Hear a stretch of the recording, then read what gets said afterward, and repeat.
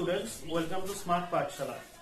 আজকে তোমাদের টপিক হচ্ছে multiple allele and inheritance of blood group. ঠিক আছে, দেখো আমরা মাল্টিপল এলিনের ডেফিনিশনটা লিখেছি বোর্ডের মধ্যে। More than two alternate forms of a gene present on the same locus of homologous chromosome are called multiple alleles. দেখো ডেফিনিশনের মেইন কি পয়েন্টের মধ্যে লেখা আছে মাল্টিপল এলিন। ঠিক আছে, মাল্টিপল আমরা তো দেখেছি আগে দুইটা এলিন। ঠিক আছে, দুইটা যেমন আমরা ধরি টল টি আর ডোয়ার্ফ স্মল টি। ঠিক আছে, দুইটা এলিন। এখন দেখো এখানে লেখা আছে more than two alternate forms of a gene present on the same locus of homologous chromosome. ঠিক আছে, যেহেতু মাল্টিপল বলেছে মানে টু অর মোর জিনস। ঠিক আছে, টু অর মোর জিনস। ঠিক আছে, এটা যদি আমি দুইটা জিন ধরি টু অর মোর জিনস। ঠিক আছে, ইনফাইনাইট জিন হবে না। ইনফাইনাইট জিন কেন হবে না? ইনফাইনাইট জিন যদি হয় তাহলে এটা পলিজেনিক ইনহেরিটেন্স হয়ে যায়। ঠিক আছে, এটার কথা আজকে বলবো না, মাল্টিপল এলিন নিয়ে বলি। তাহলে ওরা বলেছে present on the same locus of homologous chromosome. ঠিক আছে, same locus of homologous chromosome কিভাবে?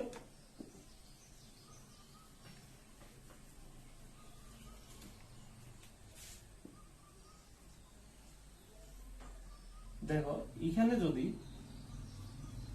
টল টি আর এখানে ডোয়ার্ফ টি সেম হোমোলোগাস ক্রোমোসোম। ঠিক আছে, লোকাস গুলো সেম, এজন্য বলছে multiple allele present on the same locus of homologous chromosome.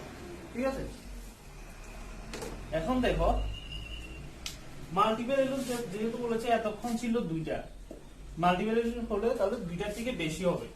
ঠিক আছে, ধরুন আমরা ফ্লাওয়ারের যদি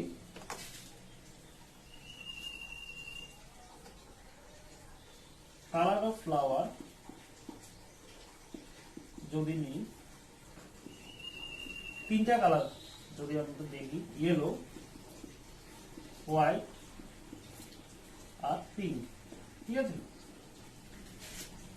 ইয়েলো যদি আমরা লিখি, একটা জিনিস মনে রাখবে, আমরা যদি জেনেটিক্সের যে কোনো ইকুয়েশন বা যে কোনো কিছু করতে হলে অ্যালফাবেটিক্যালি সবকিছুকে মানে তিনটা যদি ক্যারেক্টার থাকে বা তিনটা যদি জিন থাকে সবগুলো অ্যালফাবেটিক্যালি সেম লিখতে হয়, নাহলে আমাদের ইকুয়েশন বা কোনো কিছু করতে অসুবিধা হয়। ঠিক আছে, আমি ওয়াই দিয়ে ডিনোট করছি সবগুলি, একটা লার্জ ওয়াই, একটা স্মল ওয়াই আর একটা পাওয়ার 1। ঠিক আছে,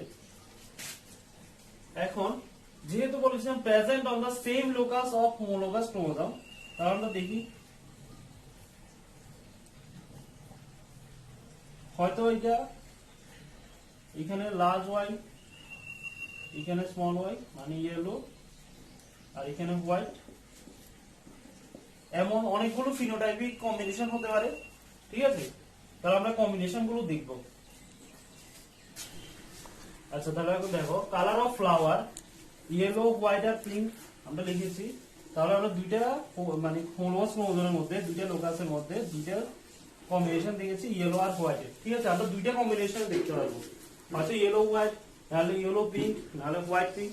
তাহলে কম্বিনেশন গুলো আমরা লিখি সবগুলি, Y Y Y Y one, Y Y Y Y one মানে হোয়াইট আর পিঙ্ক। তাহলে এই কম্বিনেশনটা হতে পারে ইয়েলো আর পিঙ্কে। আরেকটা কম্বিনেশন হতে পারে ইয়েলো ইয়েলো, হতে পারে হোয়াইট হোয়াইট। ঠিক আছে, হতে পারে হোয়াইট পিঙ্ক পিঙ্ক। ঠিক আছে, এই কম্বিনেশন গুলো হতে পারে। ঠিক আছে, তাহলে কম্বিনেশন গুলো সবখানে মানে এই তিনটা পার্টিকুলার এলিলের বা এই তিনটা পার্টিকুলার জিনের যদি এগুলো কম্বিনেশন গুলো আমরা বলি যে এগুলো কি বলতে পারে, একটা কারেক্টিভ ওয়ার্ড যেটা জিন পুল। জিন পুল। ঠিক আছে, জিন পুলের মধ্যে এই সব কম্বিনেশন গুলো আমরা পাই। ঠিক আছে, এখন আচ্ছা এখন দেখো কিভাবে ইনহেরিটেন্স অফ ব্লাড গ্রুপ কিভাবে আমরা বের করতে পারি। ঠিক আছে, এখন দেখো ব্লাড গ্রুপ আমরা জানি চার প্রকারের। নেচার অফ ব্লাড গ্রুপ কি কি আছে? এ বি, এ বি আর ও। ঠিক আছে, এই চারটা ব্লাড গ্রুপ আমরা জানি। তাহলে এখন দেখো এই চারটা ব্লাড গ্রুপের জন্য তিন ধরনের এলিল আছে, থ্রি টাইপস অফ এলিলস। কি কি আছে?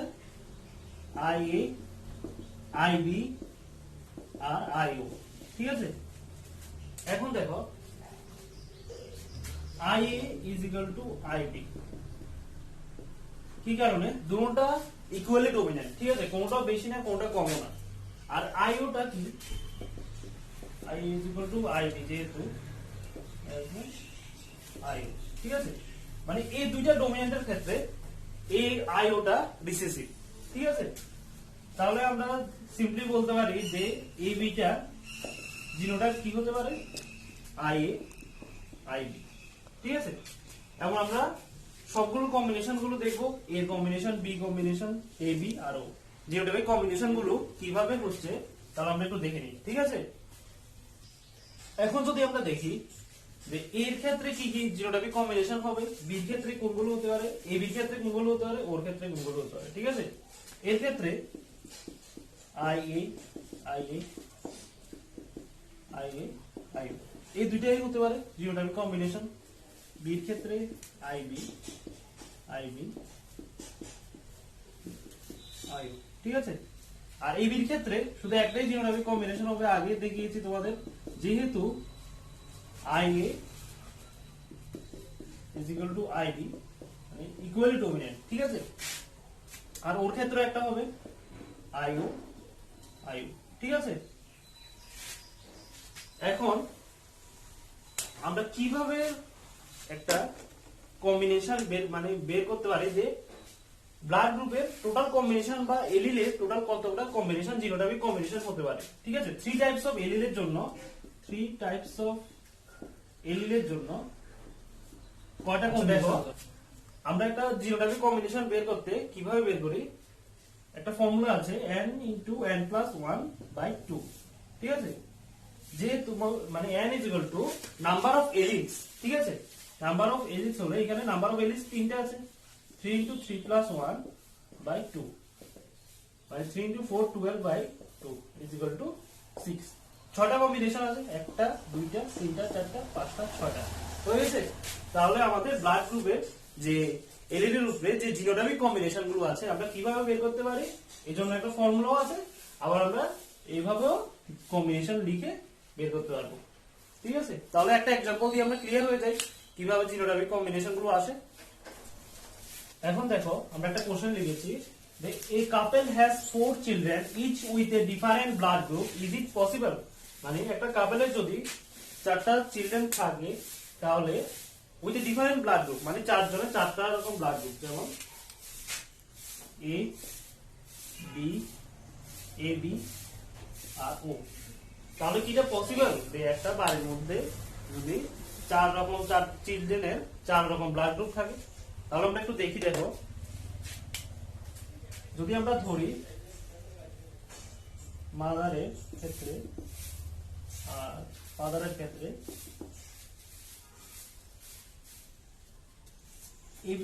এর ক্ষেত্রে IA, IB আর ওর থেকে যদি নিই IO, IO।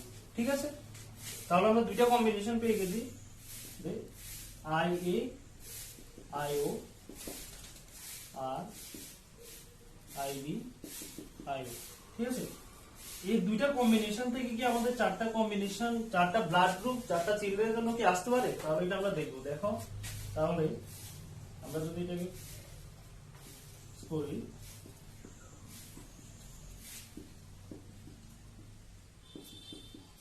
ঠিক আছে,